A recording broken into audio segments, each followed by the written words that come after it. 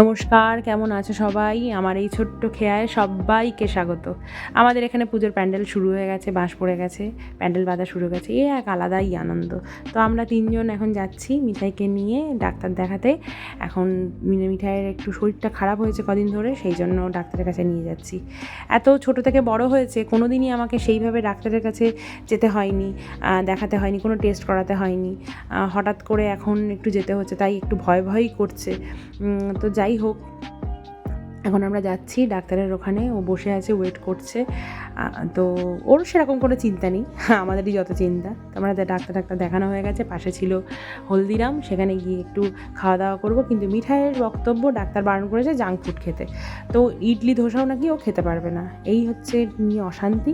তো তারপরে কি করা যাবে, আমরাই লাস্ট অবধি খেলাম, আর ও সেই জেদ করে বসে থাকলো বাড়ি এসে খাবে বলে। চলো আজ এই অবধি, টাটা।